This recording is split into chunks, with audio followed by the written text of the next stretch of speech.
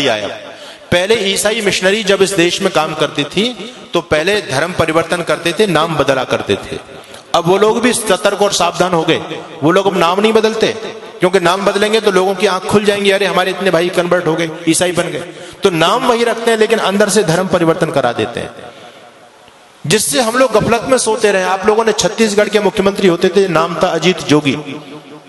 नाम सुनकर के आपको क्या लगता है जी, कौन होगा? अजीत जोगी। आपको लगेगा कि हमारे आदित्यनाथ योगी का ही भाई होगा अजीत जोगी।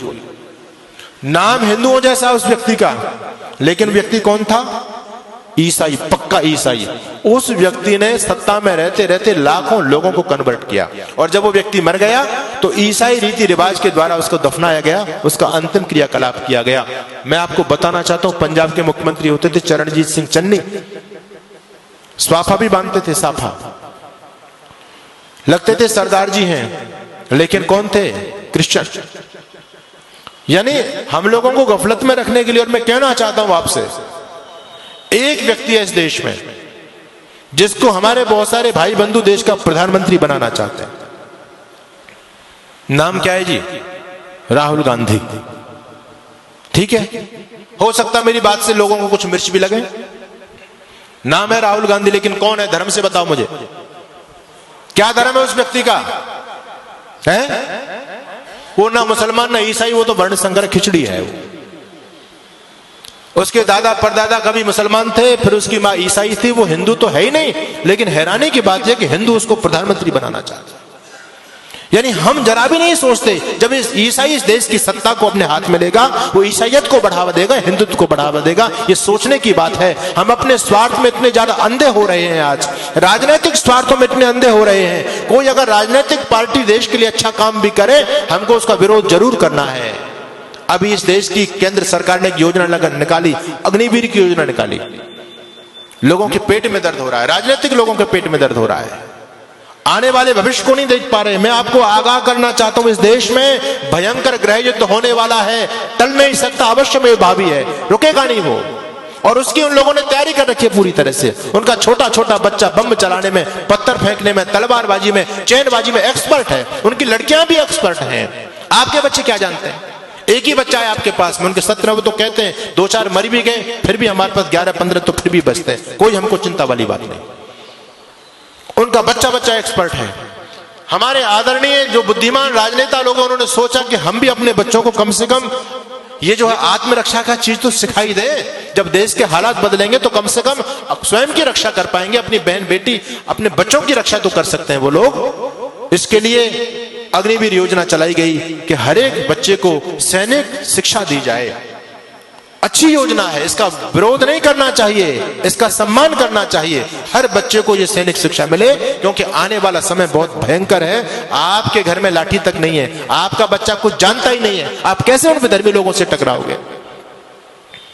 एक सज्जन कहने लगे, अब हमको AK-47 रखनी पड़ेगी, बंदूक रखनी पड़ेगी, भाला रखना पड़ेगा, अपने घर में फरसा रखना पड़ेगा, लाठी रखनी पड़ेगी। अरे मैंने कहा, इतने हथियार के नाम तुमने गिना दिए, इन हथियारों को चलाएगा कौन? कोई चलाने वाला है तुम्हारे पास में? एक बच्चा है, उसको हमने क्या बनाना चाहते हैं? उसको DM बनाना चाहते हैं।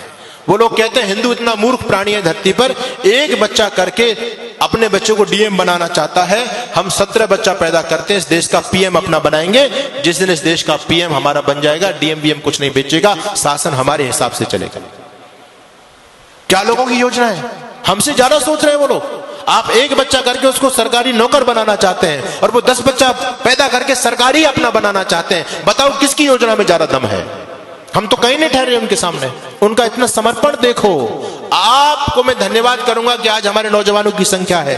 यहाँ बच्चे भी आते हैं, बहुत कम उपस्थिति में आते हैं, लेकिन उनकी मस्जिद के अंदर आप जाकर के देखो कितने नौजवानों की फौज है वहां, क्योंकि वो उस काम को कंपलसरी समझते हैं। हम इस धर्म कर्म को, सत्संग को कंपलसरी नहीं समझते। हम तो ये समझते हैं ये हमारे काम का, बच्चों का क्या काम है इसमें, स्वयं हाथ हिलाते हुए चले जाते हैं। लेकिन वो लोग सारे के सारे समर्पित है अपने मिशन के लिए। इसलिए मैं आपके बीच में निवेदन कर रहा हूं, भयंकर आंधियां चलने लगी हैं, ज्वार को पैदा करो। मैं तो एक बात कहता हूं साहब, अब भाईचारे की बात बंद कर दो। अपने वजूद को, अस्तित्व को बचाना चाहते हो तो अब कट्टरता अपने अंदर पैदा करो। हम दुनिया से इसलिए खत्म हो गए, सारी उदारता की ठेकेदारी हम लोगों ने अपने ऊपर ले रखी है बस।